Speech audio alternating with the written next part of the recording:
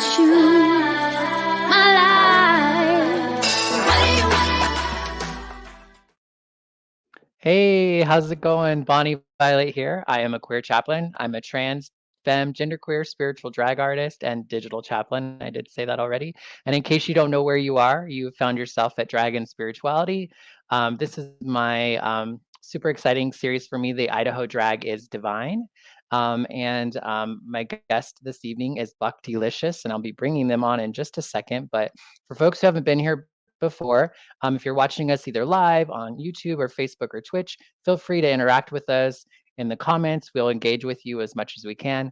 If you are coming across this later on a podcast, still, interact with us, leave comments, and you can get connected with us via the links in the description. Also, if you're wanting to see what we look like, you can check out the YouTube link in the description as well. If you're listening on a podcast, just check out our looks, because we did put some looks together tonight for you. So I'm not going to belabor this anymore. I'm going to go ahead and bring on our guest. Hello. Hi. Thank you so much for Hi, how are having me. you? I'm good. I'm good. I'm so excited to be here. So glad that you're here. Do you want to give like a brief little introduction of yourself? Yeah. Hi.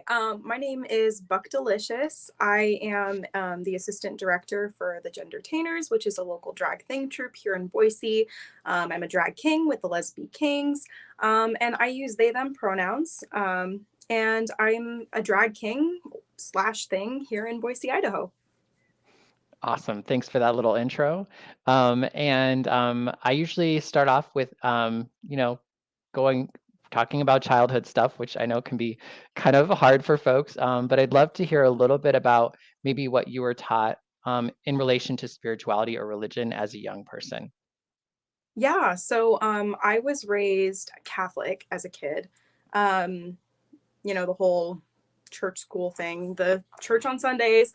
And then when I was about 8 or 9 years old, we just kind of stopped going to church. And so spirituality became less of a part of my life. And then when I was a teenager, I briefly kind of dabbled in Christianity for a little while before kind of discovering that it wasn't quite for me. So spirituality hasn't really necessarily been a very big part of my life in adulthood. However, I will say that I do believe in energy. And I think that there's a lot of great energy in our drag community and in the world right now. Yes. And was there anything particular that kind of took you away from the spiritual aspect or spiritual worlds, or just didn't really click? So for me, Catholicism and Christianity, they just didn't really click for me. It wasn't something that, felt right. My parents divorced when I was about 8 years old, and I was obviously too young to understand, but we stopped going to church around the same time. So one could connect the dots and maybe say that maybe my mom wasn't particularly welcome in the church at that point because of her divorce. I mean, these are just conclusions that I've drawn in adulthood, right. But I will say that, around that time we stopped going, and it was not something, even in adulthood, looking back on my lessons that I learned based on Catholicism, it wasn't really something that felt right to me. But what has felt right in adulthood is energy and believing in good energy and positive energy. And so I think that, you can find that good energy everywhere. Whether it be in people or food or clothing or things that make you feel good. And so I think that there's a lot of good energy out there. And I suppose that that's as spiritual as I get, but I like it. I think it works for me. Yeah, it sounds like spiritual stuff to me. How do you engage with the energy or not? Do you like create it yourself, or do you just notice it, or what's your relationship with it, if you don't mind me asking? Yeah, no, of course. I feel it a lot of the time, but I also engage with it. I create it in cooking, especially. Cooking is a very special thing to me. I learned to cook from my Grammy, and I think that there's no greater act of self-love, of self-healing, and self-worth than feeding your body nourishing and delicious food, and feeding others nourishing and delicious food. And so cooking for me has been a big part of putting energy out into the world and giving myself that energy, physically and emotionally and mentally as well. That's awesome. We have a rock metal tarot on YouTube is saying hello. Hi. So Hello. Hello. And so let's go ahead and jump right into drag. What was your first time? What was the first time you saw drag? Like, Oh my gosh. I will never forget this. So technically, I have two firsts that I'm going to use. I was in a musical called 9 to 5. I did it through Stagecoach Theater here in town. And we did a fundraiser show. I was also in the Boise Gay Men's and Women's Chorus. And we did a fundraiser show that night. And I don't remember, this was way back when, and I don't remember what the cause was, but Denim Kane performed Todrick Hall's Low. And I was a big Todrick Hall fan. I did not know at the time that that was drag. I just saw a very gorgeous woman dancing and lip syncing to Todrick Hall. And of course, I was living. I was a closeted gay at the time, but I was living. And then the first time I saw a drag king perform, it was the third Friday in July, 2021. And I had stumbled into the balcony club with my wife. Well, she was my girlfriend at the time, but now she's my wife.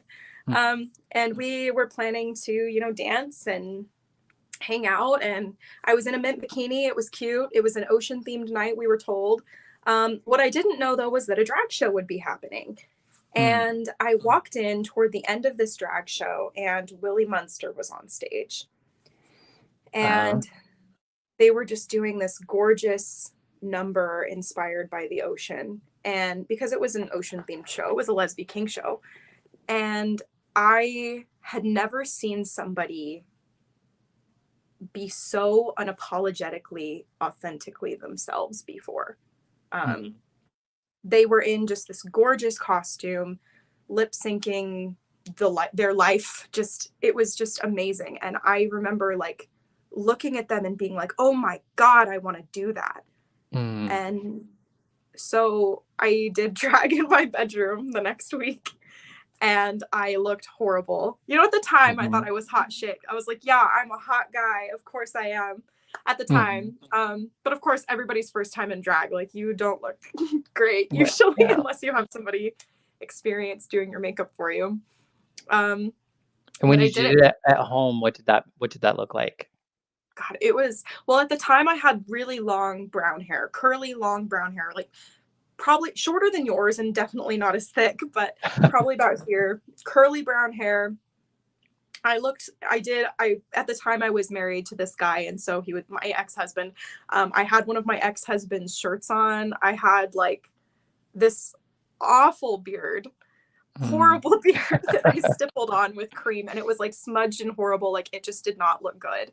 I didn't do any kind of contour. I just did my eyebrows really thick and this horrible beard, and I thought I was such hot shit.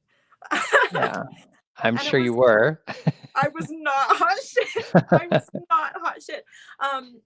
It's funny now looking back, because I love the way that my makeup is now, and so I'll look back and I'll be like, oh my God, why?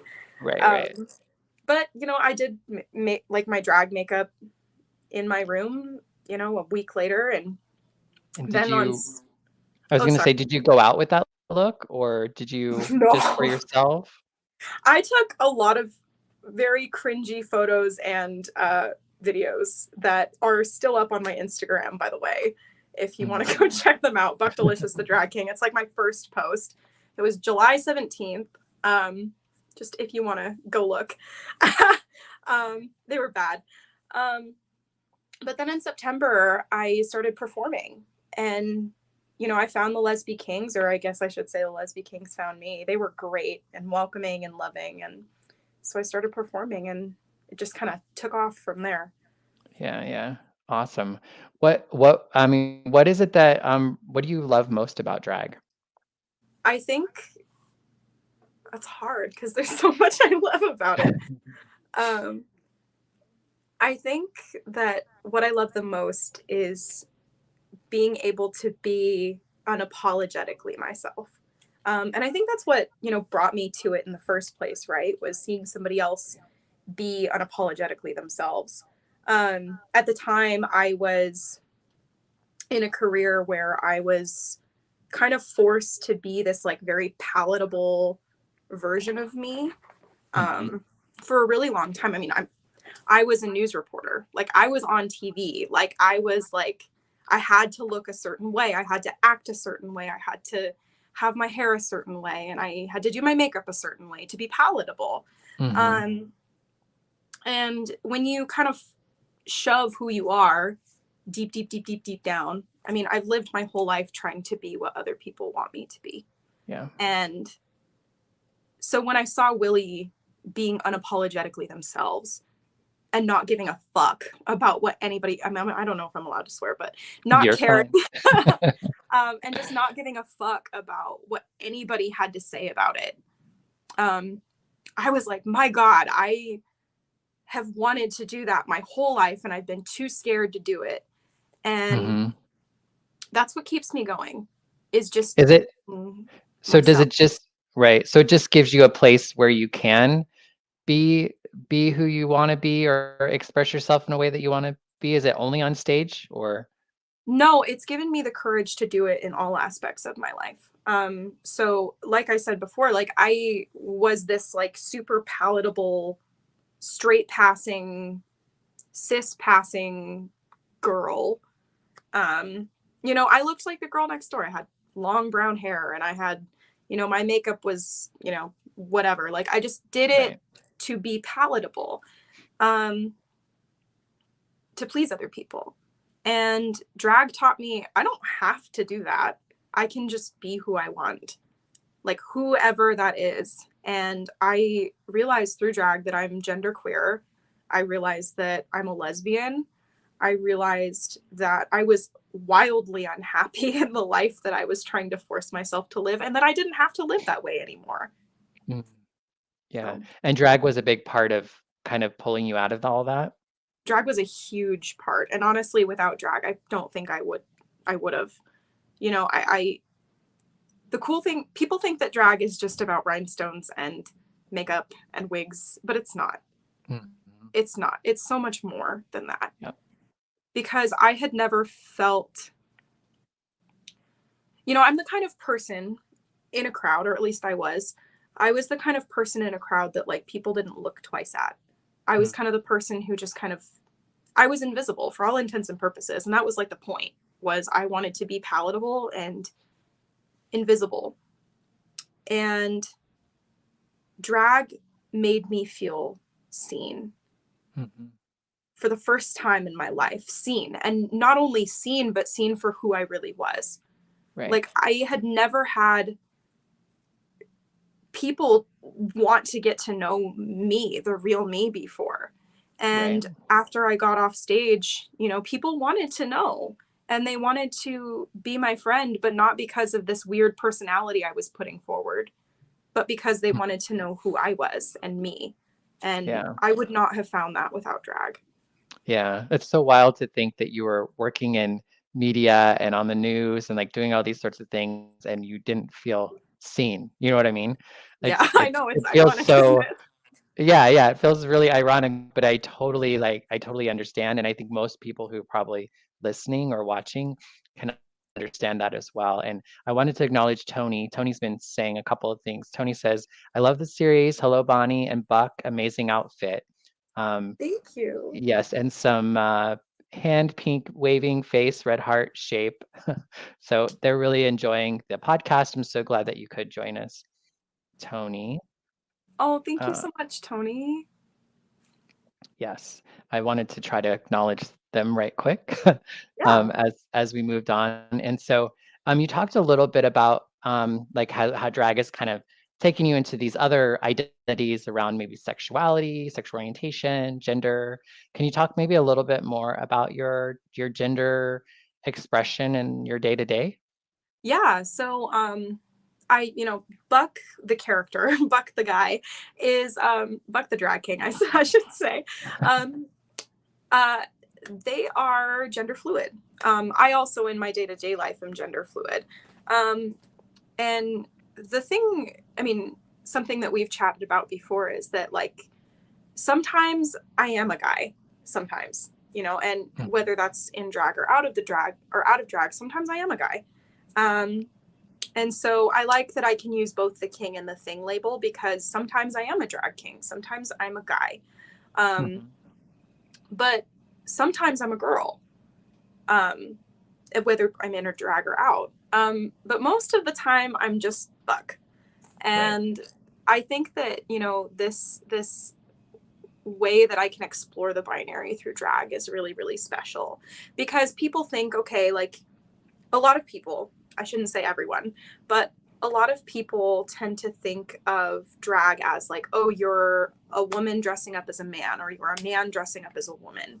I think a lot of people think that way. I mean, I work at Crazy Neighbor, and, you know, I put wigs on people all the time. And when I tell them I do drag, they get really confused.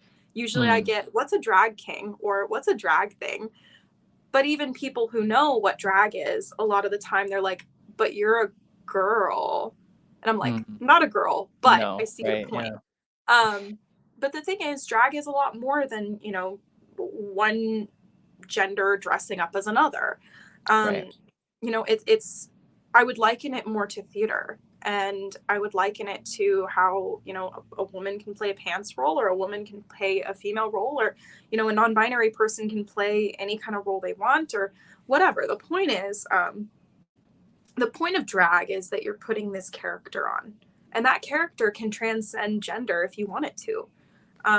You know, sometimes your character is a woman, and, you know, you have AFAB queens, who are people assigned female at birth, who want to have a feminine, you know, drag persona, which is great. You know, you have AMAB drag kings, you know, people who are assigned male at birth, who want to do a male persona, and that's okay. And sometimes, and you have all kinds of different people doing all kinds of different drags. So I want to really talk about that, like, misconception that, like, drag is a cis person dressing up as the opposite gender, because that's just not true. It can be anybody dressing up as anybody. And like, and would you say that you're trans? Would you put I know not everyone who says they're gender fluid would say that that's trans. Would you say that you're trans? Or definitely so. I do identify as trans. I'm under the trans umbrella. I wouldn't say that, like, I'm a trans man per se, but I'm definitely gender fluid, definitely under that trans umbrella for sure. Cool. Yeah, and because I think it's probably an interesting experience. I'm a trans person as well, and so I think, and for me, drag has really allowed me to find my transness and to live into my transness. But I think sometimes I've often, when it comes to my drag persona and who I am in person, they're both more feminine, right? Even though, and I think initially when I first started doing drag, I felt like it would need to be the opposite. I think because I did start out as a cis man who was doing female drag, and then I thought, oh, but if I'm a femme person, then I must do masculine drag. And so I think it's great for us to be able to talk about that, so people can realize that you don't have, you know, like, you can just do whatever feels good for you. Exactly. And that might change too, you know, throughout your journey. You know, for me, when I started doing drag, I was like very hyper masculine, like exclusively masculine. And I didn't do a lot of, like, I didn't play a lot with the gender binary originally when I started doing drag. And it wasn't until I kind of figured out that I was genderqueer that I kind of had this moment with myself where I was like, am I allowed to do this? Is this like breaking some kind of rule? But the thing is, there are no rules, because it's drag. You can kind of do whatever you want. And, you know, I think that, you know, you don't have to, if you start out super feminine, you don't have to stay feminine the whole time you do drag. You know, that person that you are, that persona that you've created, it can change, and that's okay. You know? And you had mentioned that you were married to a man previously, and now you're married to a woman. And so how has drag impacted your I guess I want to say we'll say love life. Love life. We can use love life. That's fine. I'll talk love life. So I am a polyamorous person. So I actually have two partners. I have Dante Diamante, who is a drag king / thing as well. And then I have Cora Hoare, who is also a drag thing queen. So they're all good with the drag. Very much so, yes. Yeah. We're all drag performers. Our house is packed with drag. I'm actually in our drag room right now, and there's a closet over to this side that's like covered in drag. Behind where the camera is set up, there's a huge hat wall. There's a ton of makeup. It's a thing. Yay. But Sounds like heaven to me, but it's amazing. Seriously, Yeah. living with like multiple drag performers is great. Derek Duche lives here too, so like there's some of their Nice. stuff here. So, you know, but doing drag is such a lovely thing, especially when you have a polycule, because I have gotten to love such unique parts of my partners that I feel like a lot of the time you wouldn't get to. You know, drag is such a, can be, not always, but can be such a vulnerable thing. Sharing your art on stage is really sharing a piece of you and bearing that piece of you. And, you know, to see that and to see them put these pieces together, to put the performances together, to put looks together, it's a really vulnerable thing for a partner to see. And it's a really loving thing as well to celebrate them and celebrate their journeys in drag, because like I said before, it's such a personal thing and it's different for everybody.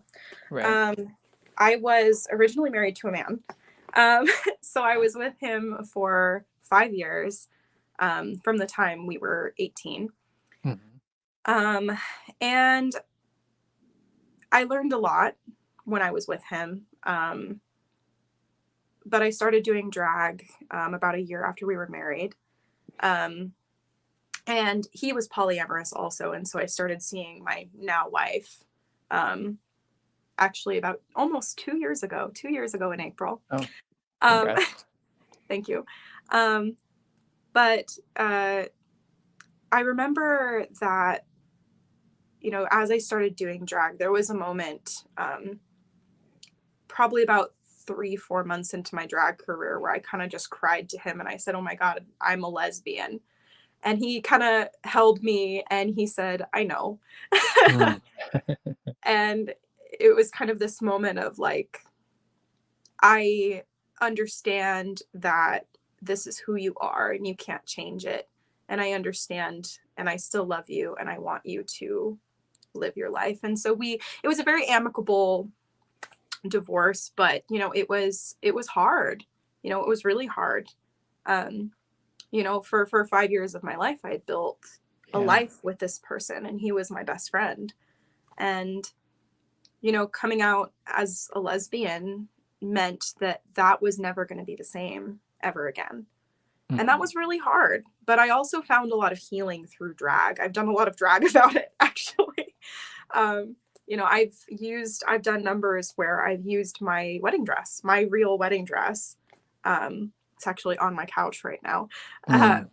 But, you know, I've also, after I was done with my, you know, numbers with my wedding dress where I felt I'd healed from it, I actually gave it to a local drag queen, Miss Wafer, and she looks so happy in it and so beautiful in it.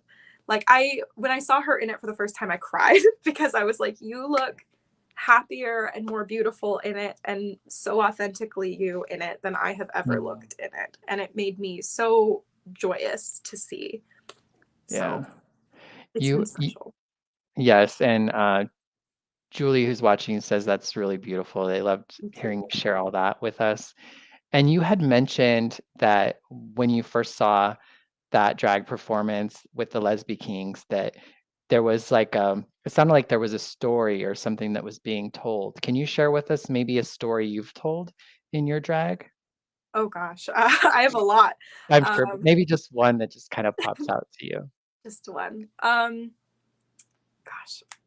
I just finished doing a competition. I just finished Boise's Next Drag Superstar, Kings season 2.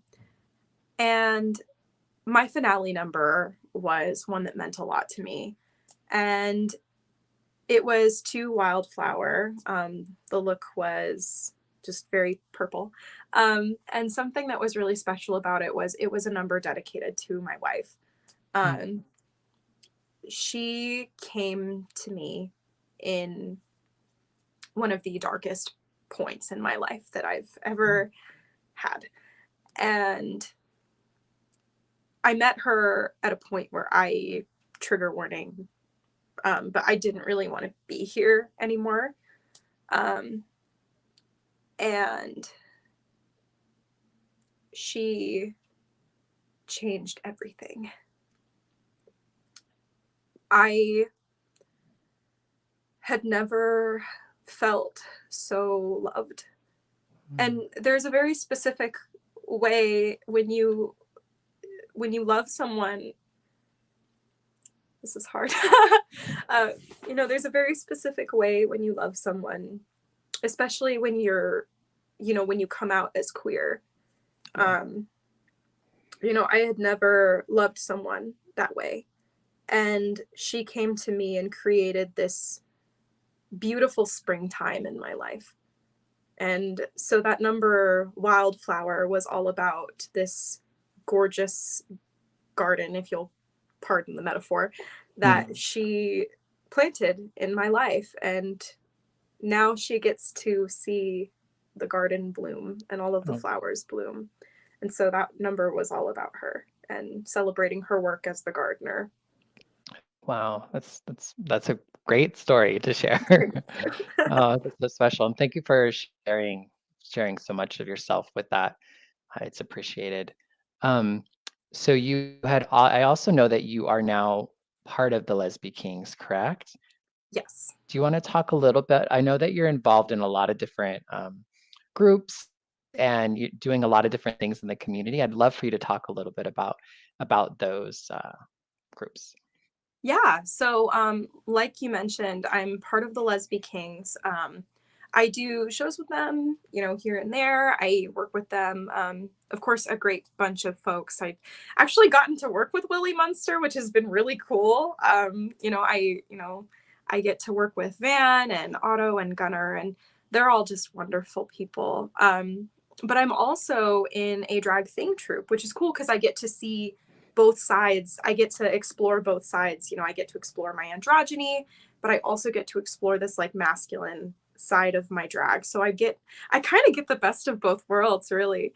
As the Gendertainers, I'm the assistant director there, and working with them and creating a space for non-binary and trans artists, just genderqueer artists as a whole, has been really, really, really cool. We actually have our Trans Day Visibility show coming up on April 1st, which is going to be really cool. That's at the Balcony Club. And I'm in that one. And I'm really excited because there's going to be a group number with the entire cast of Boise's Next Drag Superstar Season 2, which I think, I'm not for sure, Z's, so don't quote me on this, but I think it's the first all queer. I think it's the first all gender queer cast we've had of the NDS. Oh, awesome. I'm not for sure Z's on that, but we're all genderqueer, which is really cool. So we're going to be in the Trans Day Visibility show. But being in multiple groups has been really great. It's given me such an opportunity to make connections in so many different ways and learn about drag and how drag can look 1.5 million different ways. You've got your automanics who do like this cool, like hyper masculine drag, and you've got Willie Munster who does like these cool creatures, but still on the masculine side. You have, Kenny the Doll who does creature drag, but, has this blend of feminine and masculine. And you have all of these cool artists that I get to just hang out with and learn from. And what cooler thing than that? It's really special and magical and very much the best of both worlds. Yeah. And you also identify with doing Draglesque. Do you want to talk a little bit about that? Yeah. So when I first started performing, I first started doing theater way back when. But when I was 18, I started dabbling a little bit in burlesque. And something that I've always really admired was burlesque performers have just this gorgeous way of telling stories with their bodies. They don't lip sync, or they can, I suppose I should say, but a lot of the time they don't. But I loved that burlesque performers, they have this way of using their bodies to just tell stories.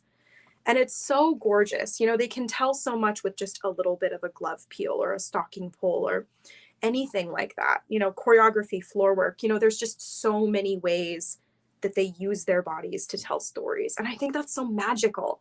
Mhm. And, you know, getting to, in my drag, I really wanted to incorporate elements of that storytelling with my body. I mean, I look at performers like Muff Jones. I look at, you know, performers like Aiden and Terry's. I look at Ferryman, you know, Selma Sapphire, all of these incredible performers. Lillian Stardust is, my point is there's so many. Lucy Yes. Lepeche, Miss Hiss. I love burlesque because they have all of these different types of storytelling. And they're all different and all different body types. And drag is like that too. And so getting to do Draglesque has been really, really cool because I love that it's just another way I can tell stories. It's just another way I can share my art and share the experience of it. So Yeah. also it's sexy. Let's be realistic. It's sexy. It's nice. Yes. Of course, not all drag is inherently sexual, but Right. I do like incorporating some elements of Draglesque in situations where it's appropriate. Yeah, yeah. And the first time I saw you perform was, well, always love when you're going to be performing. You're one of my favorite performers. I mean, we haven't told you that, but you are. But the first time I saw you perform, I think it was at somewhere, and you were doing like it was like a Draglesque number, and I was just like, I was just blown away. And every time I see you perform, I just love how you are able to intermix the play with everything and your energy. It's just really fantastic. So for folks who are listening or watching, definitely, you know, if you do get a chance to check out one of Buck's shows, you will definitely be you'll enjoy it for sure.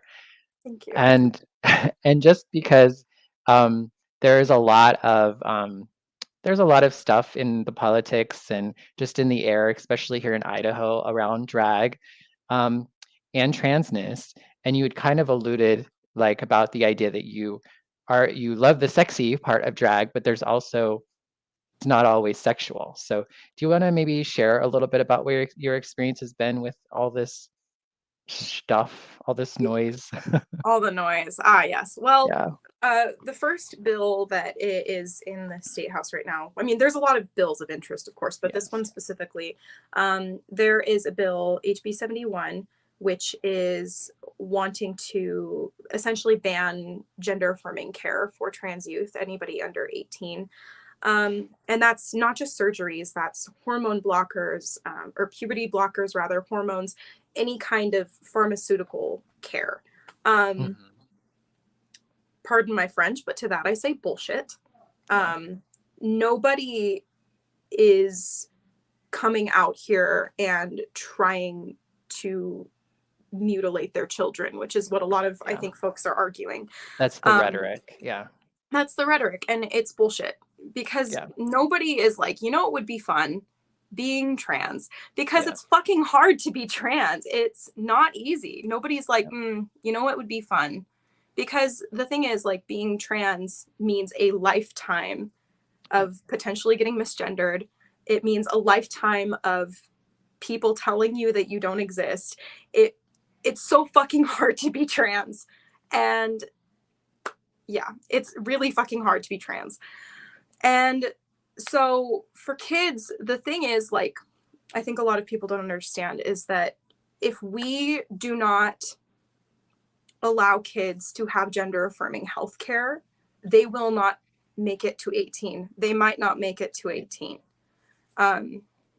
You know, I was fortunate that my experience with gender dysphoria has been very minimal in comparison to some stories that I have heard. But I think the statistic, according to the Trevor Project, and double check me on this, but I think the statistic is 1 in 4 of trans youth seriously contemplate or attempt suicide. Mhm. And that's an alarming statistic. Yeah. An alarming statistic, you know, and I think it's like every 45 seconds in America. And that's alarming. That's terrifying. And Yeah. a lot of that is this gender dysphoria that these kids will now be forced to feel if they cannot get gender affirming care. Right. And so I think that it's really important right now that we stand up to protect our trans kids. Agreed. As a trans person, as somebody who wants children one day, I want my kids and all kids to be able to get the health care that they need, because it's necessary health care. And then the drag ban bill. We can talk about that too. So just as a trans person and as a drag performer, I'm, it's an interesting time to be in Idaho. I have lived in Idaho my whole life. I was born here. I was raised here. And something that I want to clarify is that nobody is here arguing that kids should be exposed to sexual material. Kids should absolutely not be exposed to obscenity. But the thing that I want to argue is this bill, as it is worded, is unconstitutionally vague. And that's the issue really with it. I mean, of course, there's a lot of issues with it. But if we're talking constitutionally, drag is protected by our First Amendment rights. Obscenity is not. Right. But the thing is, drag is not inherently obscene. The issue with the bill specifically is the wording of the bill. It's too vague. And the thing is, because it is vague, that means that it is not constitutional.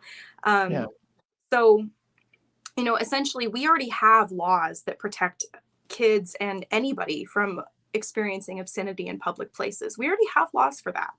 Right. Basically, what this ban would do is arm people with tools to be homophobic or transphobic in public. That's really what it does. It doesn't say, hey, you're protecting your kids against seeing something sexual. That's already illegal. That's already illegal. What it does do, though, is, if I'm walking down the street wearing a button up and pants, I can get harassed for that, and it's protected legally, which is frustrating because, I mean, who the hell, AFAB or not, who the hell cares if I walk down the street in a button up and pants? There's already such strict regulations around public drag events, brunches, pride. These are already so strictly tailored for all ages audiences that I feel that this bill, this ban, isn't necessary. We already have these laws that are protecting kids from obscenity. It's not about protecting kids. Right. Really, it's not. It's about allowing people tools to be homophobic and transphobic. And that's really frustrating. So I think that if you want to stand with drag, I think everybody should stand with drag for all of the reasons I've talked about this entire video. But the thing about Boise and Idaho that's so beautiful is that its people have this incredible capacity to love each other.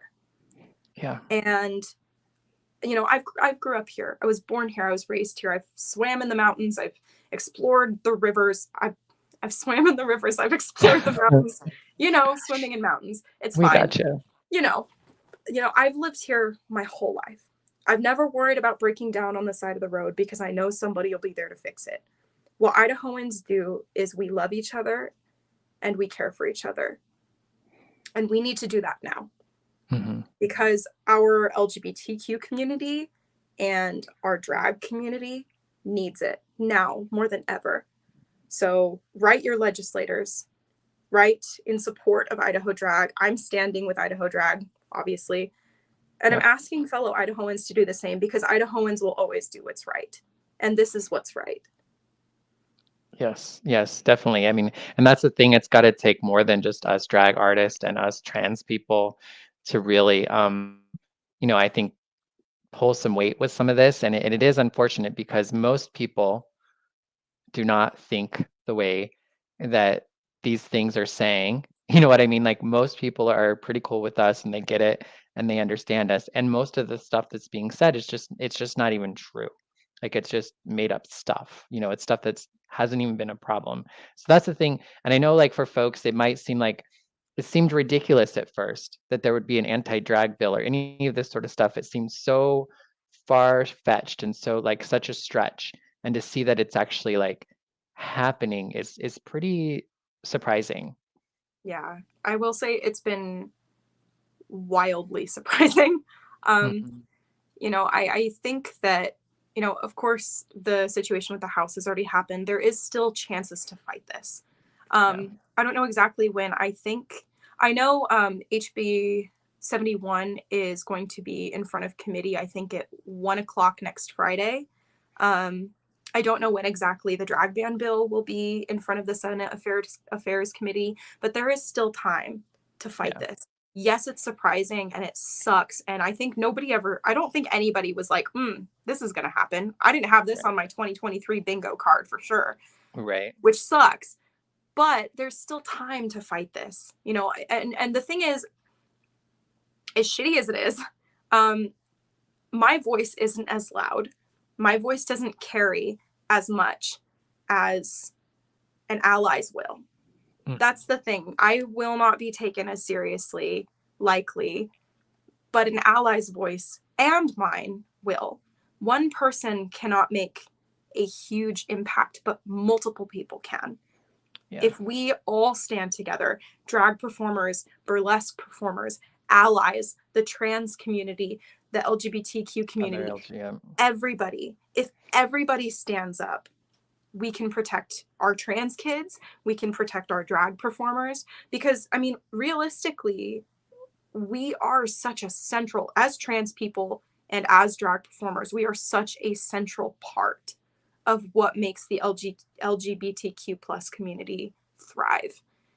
Yes. Without us, we lose a really important chunk of our community. So we all have to stand up. If you are an ally, if you have been to Pride, if you have tipped me at a fucking drag gig, I do not care. If you have come to a drag gig, if you have come to a gay bar, whoever you are, support drag, support trans kids, and stand for us now. We need you now. Yes, yes. Preach. I know you're not a spiritual person, but preach. Yeah. Georgia says that she likes this explanation. Yeah, very, very well said. And for folks, I'll try to connect you in the description with links to how you can get involved locally in your local area when it comes to these drag bands and trans bands and how you can kind of just support the community as a whole. Jesse Coburn says mad support from Washington State. So Washington State is in support as well. And then Stephen is saying we all must stand together. It's so great to get so much interaction from folks right at the end of our podcast. It's really perfect timing. I do want to give you one more chance to speak to anything that you maybe haven't got a chance to speak to yet, or you just want to say again. Just to say again, I Whatever. want to, I want to make sure that, you know, write your legislators, write to the people who support, or write to the people who make the rules, I guess I should say, and vote. Vote in your local elections, because realistically, those are the people who make the rules for where you live, and those are the people who will make the laws and make the rules for the communities that impact you, for the communities that you live in. Vote. Get out on election day, even the small ones, get out there and vote. Write your legislators, be involved, follow groups like ACLU. If you're in Idaho, ACLU, Add the Words. These are all incredible groups that can show you how to get involved. So write to your legislators. The Balcony Club somewhere, they both have pre-addressed postcards. So literally all you have to do is write a postcard. There are so many different ways to get involved. And I just want to reiterate, if you support drag, if you have ever supported drag, if you have ever supported the gay community, the lesbian community, the trans community, the bisexual, the list goes on. If you have ever supported the LGBTQ plus community, if you have ever been to Pride or anything like that, if you have ever cared, now is the time to stand up. Now is the time to be visible. And Steven says the biggest problem is getting under 40. Yeah, I mean, I'm 24. Vote. If you are under 40, if you're over 40, I don't care how old you are. If you are able to vote, vote. Yep. And I think the key is to get involved in local government as well, because even if for whatever reason things go through the way they're going to go through, we can potentially undo them. Rock Metal was asking, could there potentially be a federal government? Could they overturn it? Potentially. I haven't heard a lot of talk about that. It seems like a lot of things are very state oriented and very localized, you know, in time potentially, but all that stuff can take time. So in the meantime, too, they're also banning a lot of books. They're doing a lot of things to erase the LGBTQ people, our history, and our now, our existence. And so get involved in whatever way that you can, wherever you are at. And we are out of time, but I am just so grateful that you were able to take the time this evening to have a conversation with me. I felt like this was a really great interview, and I hope that folks listening were able to get something from this beautiful share. I will give me like a few minutes if you're actually watching live to get the links in the description so that you can get connected locally. And if for whatever reason you can't find the links, just direct message me, or I'm sure you could reach out to Buck directly or on their social media on Instagram at Buck Delicious, the Drag King. So, all right, everyone, take care and have a good night.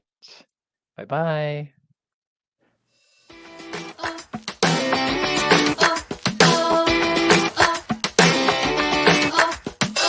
When I was having the time of my life, just felt I wasn't there. I try to hold back the evil inside, but I know it isn't fair. You didn't know I was watching. I didn't